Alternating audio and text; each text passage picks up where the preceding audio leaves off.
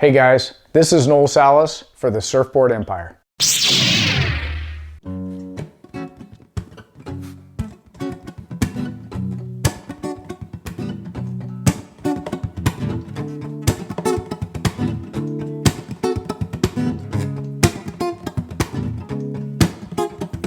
Maybelline, please don't be like Maybelline. Trapper always feeling free. Shapes of life from magazines. I'm talking Maybelline. Sees your eyes but sees your thing.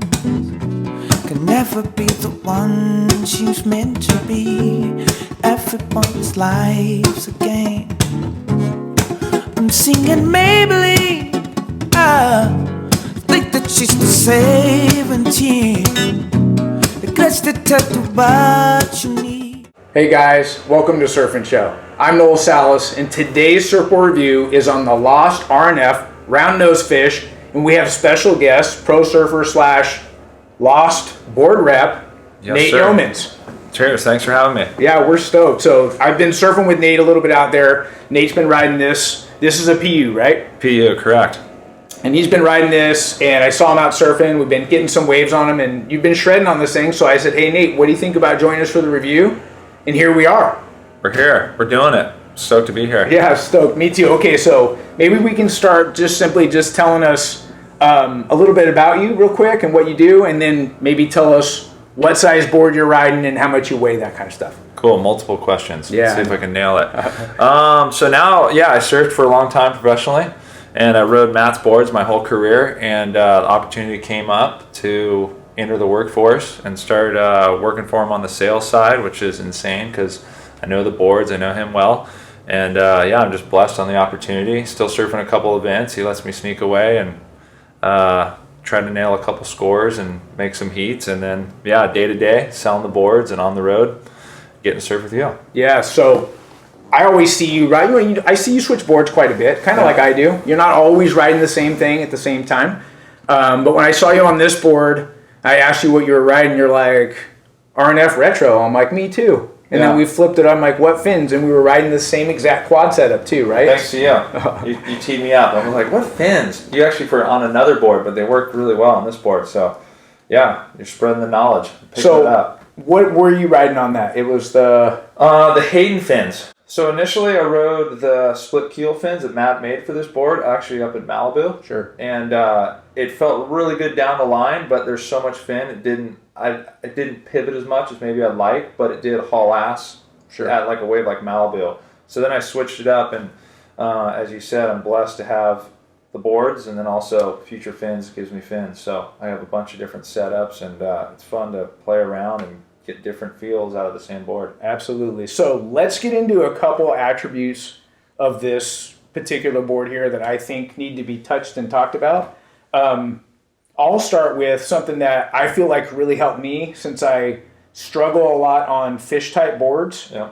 To ride it as a quad. I've been riding a lot of quads lately, so I was confident that if I put a good quad setup that I was comfortable with, like the Hayden shape, it's a bit more upright. Since we lose that rocker, because we're looking for maximum speed on these fish boards, I put that upright fit in because I wanted it to pivot and be able to turn a lot quicker, because I have this mentality that I want to smash every lip that's in my face. And it's probably not the proper way to ride a board like this. Yeah. But a couple things that I felt went really good on this board is it has this double side cut in here. So we've got like this little side cut here. Then we have like a hip or bump right here, something to pivot off of. It's reducing surface area right here, and then the side cut again. In boards that have that side cut, I really feel like it has a little bit of grip, and it makes the board turn real quick. You know what I mean? As opposed to maybe a fish that's a really straight rail line. Yeah, for sure. I think that's just it's gonna help the high performance aspect, which is what Matt I think really does extremely well.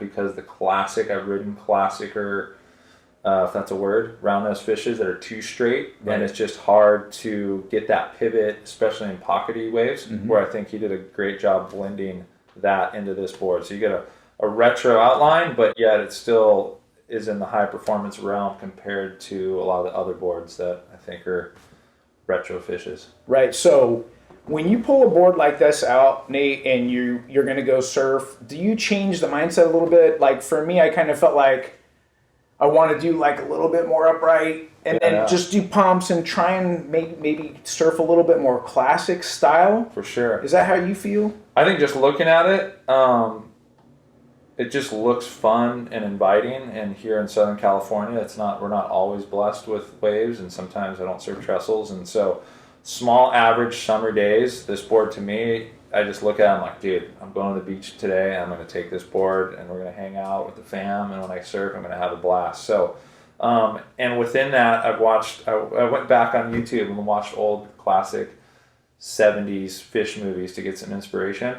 And I really seemed like like you said, surfed a little more upright and even a little further up on the board, just to kind of, I don't know, that classic style of guys, how they rode the boards in the 70s. So yeah, there's definitely some inspiration. A little bit of an inspiration mindset, right? Yeah. Sure. The other thing I noticed too is that, okay, so I'm riding a stock 5'2", 27.25 liters, which is a little bit on the high side for me. But because it's so short, I felt like I could still get going down the line real fast and still put it in like parts of the wave that I wanted to put it in. Yep. And it was still ultra responsive. So I like that about the fish in general, that it's really nice and short, but it's loaded with foam, right? So it's got somewhat of a flat deck.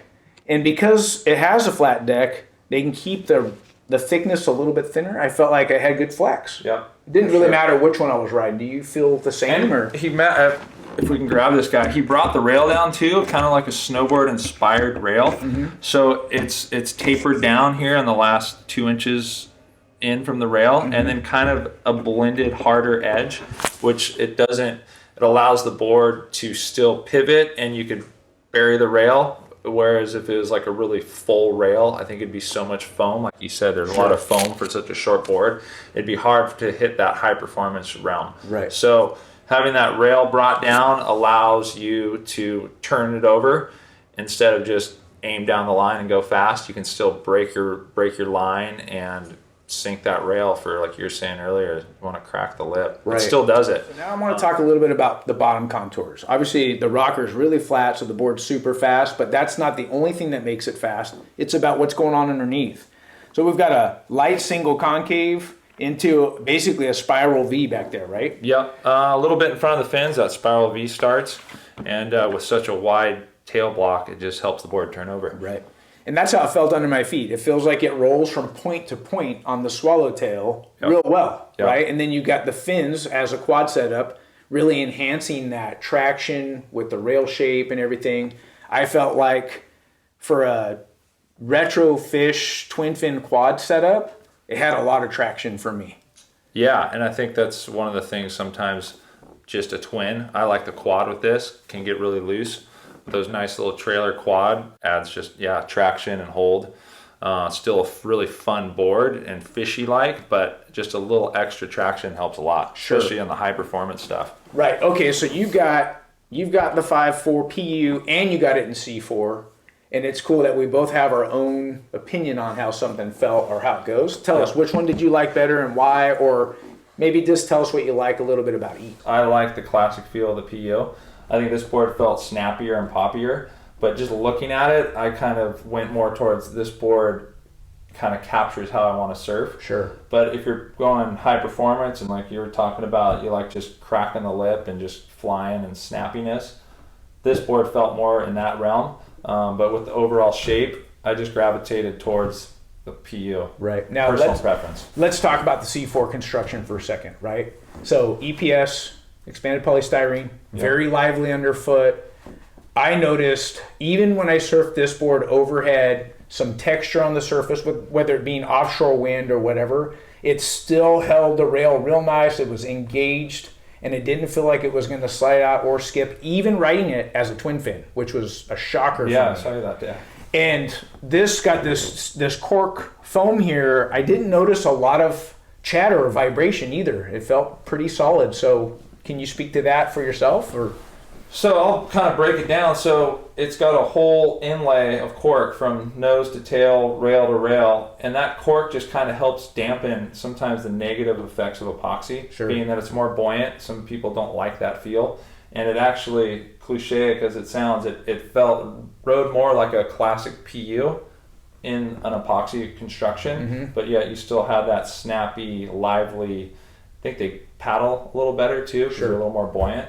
But it's really cool fusion, and old boards, he had that cork open and exposed, and now they're doing another thing of cloth over it and tying it in, and I think they nailed it.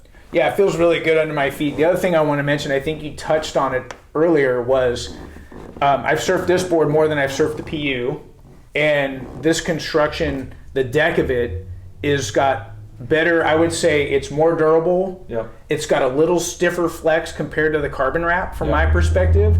So let's say if I'm standing in the sweet spots right here, if it's stiffer, the board's loading and it's gonna rebound me faster than maybe the carbon wrap. And I also feel like it's a little bit more forgiving than the carbon wrap when my feet aren't in the right spot, and it offers a more consistent spring back compared to the carbon wrap from my perspective. Yeah. Right? Cool breakdown, man.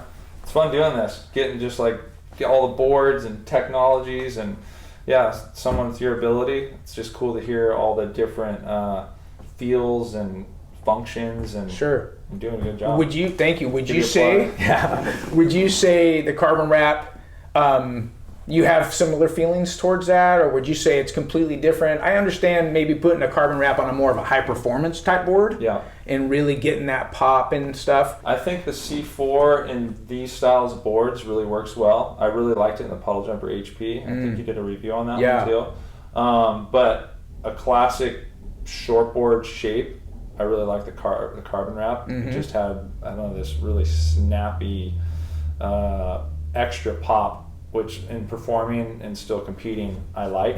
Me too. It kind of brings an X factor out. Right.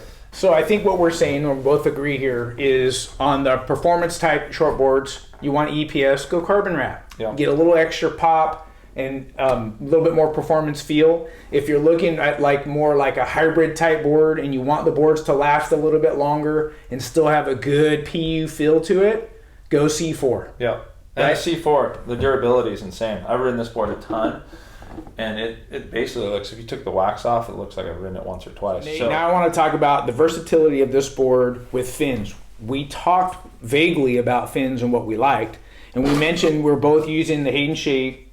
This is a speed generating fin this is a large fin with a medium quad rears, right? And that felt great. It's a pretty upright fin, and I see that you have the Lost fins in this C4. Tell us about that fin. They're larges, first of all, and then a little bit larger of a medium rear quad. So that for me, the board's loose, it's a fish, and I like the stability of a bigger fin in this board, and it helps create drive and speed, which is I'm a fan of also. So I've played around with the fins quite a bit. When I first rode it, I rode it at Malibu with these guys, and from what I've noticed, the bigger surfer really likes even more fin, which these offer, and stability, and they're able to push pretty hard on a fish and still get that pushback from larger fins. Right. For me personally, it went really fast down the line, but it wasn't pivoting as quick as I'd like, so it was cool to change it up, put these fins in, a more classic style fin with the rake and everything, and not how these keels are built. And that seemed to just allow me to make my turns more precise and tighter in the pocket. Sure. And then I think the Haydens were even more so that way, but I think these things had a little bit more speed and drive. So the next thing I wanted to talk about was, so I rode it specifically with these. I also tried the Rostovich twin fins, and then I put in two small quad rears because the Lost website recommends that. I hated it, and I'll tell you why.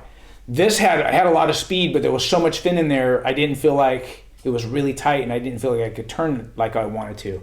So I thought, well, how else could we play with this board? Now, this is a new fin that CI is coming out with. It's kind of like a modern type keel. It's got a ton of depth in the water. It's a really large fin, so look at how big the base is for that kind of speed. And I used this just as a twin fin with no quad trailers, and this board was an absolute blast. Rad. So I'm not a good twin fin surfer. I've only surfed maybe one other good twin fin board, and it was hard to keep it from sliding out. But this had great traction, and something that FCS does that's very similar to that fin for the FCS crew is the modern keel. Both fiberglass fins, great hold, and I had a blast on that. So I thought, well, since this was so fun, I wonder how the Rostovich fin would go without any quad rears. And I got a couple waves with this, and it was that loose, skatey, kind of out of control feel, but still had a lot of speed. So I think maybe like waist high and below, you could really get this board playful and fast. And that's one thing I'll say about this board. You can really mess with the fins and get a totally different feel on a board like this. So it's very versatile, but it's got that twin fin vibe to it. I kept it with the quad setup, so I can't speak for the twin fin, but I think I like this board for down the line. Sorry, these fins for down the line surfing. The split keels. Okay. Split keels for just as fast as you can go, and you could turn as hard as you want and they hold. I think I like this fin, in, as you said, in the neutral, all around, had speed, had drive, and was still able to push more high performance.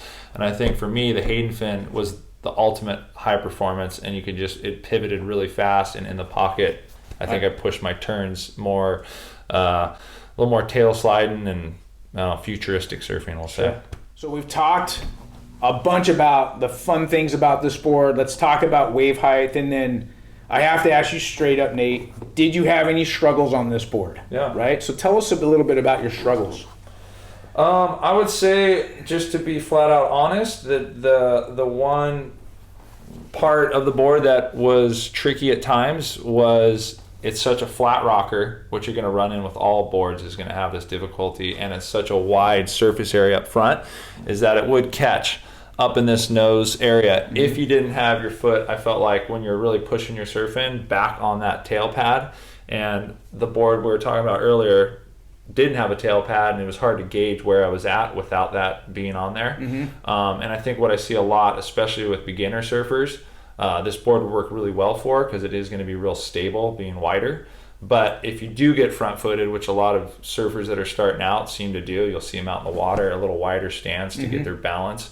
But they'll get further up on the board, and that's going to cause them to, with the flatter rocker, it's going to catch up there. Sure. So I think anyone that's starting out, just kind of note, hey, when I'm stand up, maybe take a look where you're standing, and avoid that by just getting a little further back. Not even so much your front foot, but just your back foot. So the little amount of rocker, you can engage it back through the tail end. Absolutely. Okay, so Nate, I felt like I had similar problems, right? And when I first started, I didn't have fish traction pads. I reached out to Creatures. They sent me this one. You can see it's a pad that splits, so you can make it wider if you're riding a really wide tail fish type board. And then it's got a light kick here, which for me, it's just kind of a stop, you know? But I was surfing a Lost pad for regular thruster, even for wider boards, and I felt like I was doing all my turns because I couldn't move the pad back far enough. My foot was on the top of the stop, and I stepped past it a bunch of times.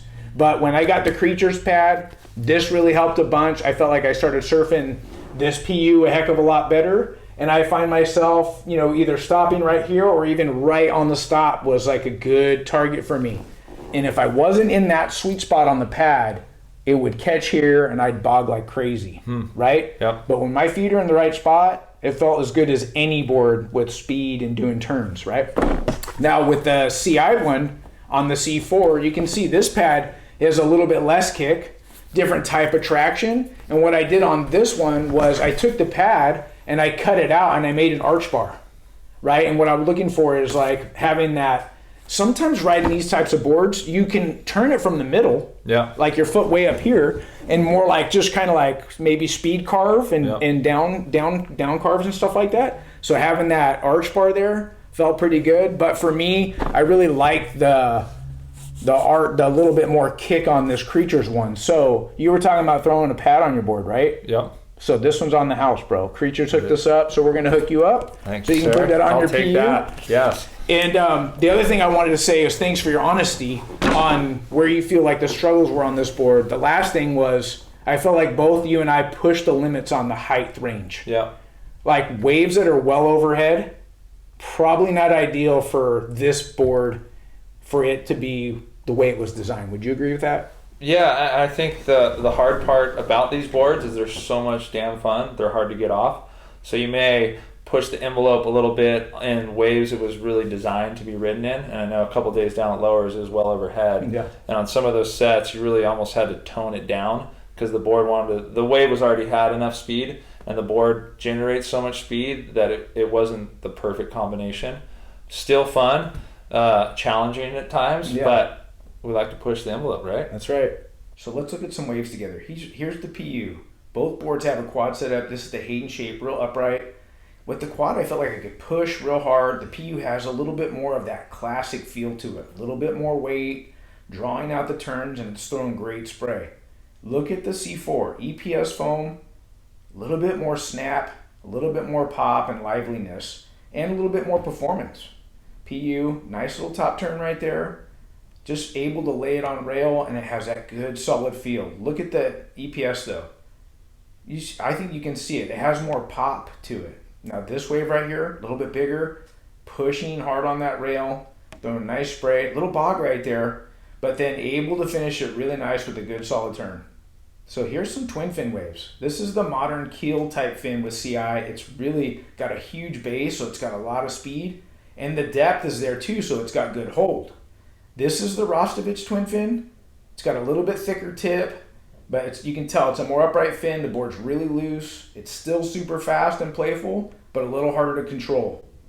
Now look, this wave's well overhead, probably pushing this board to its limits with the modern keel CI twin fin. Good hold here. Even though I'm riding as a twin fin, you can tell I have to be a little tender on the turns, but watch this roundhouse right here. Because of the rail on the side cut, it had good traction and it held in great. Here's a little bit bigger backside. Still riding that modern keel CI twin fin setup. The board's got good hold. And on this last wave right here, these turns on these smaller waves felt great, and the board can still get playful and loose right there. But for the most part, I loved it as a quad and had a blast as a twin fin.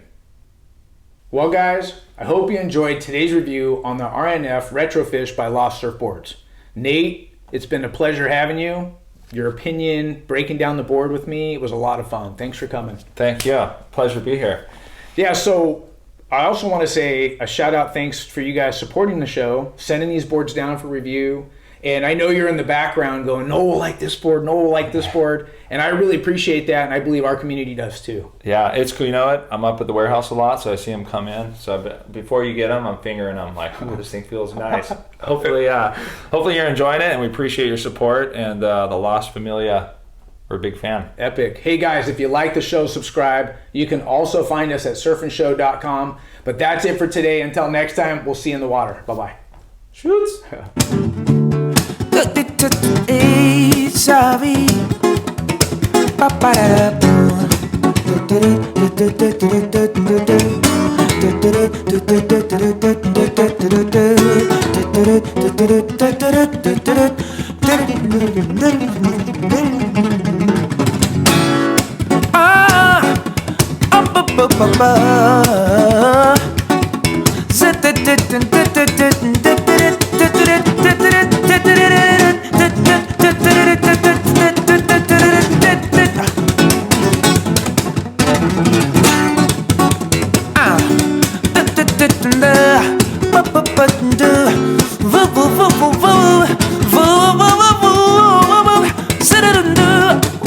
Tell you something about the life, but you can't hear me now. You ain't got no time to see me, cause you're living now. Everything I want to tell you, you just walk about, pop, walk up,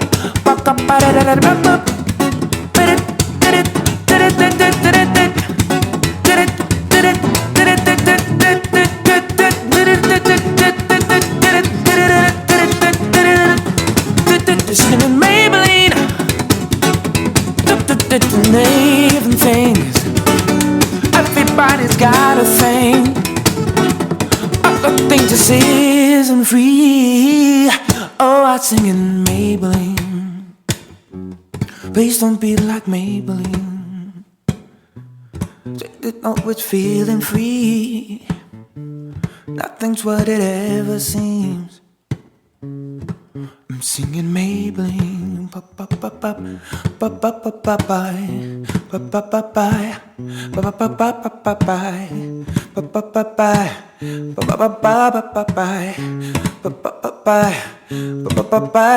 Maybelline. Please don't be like Maybelline.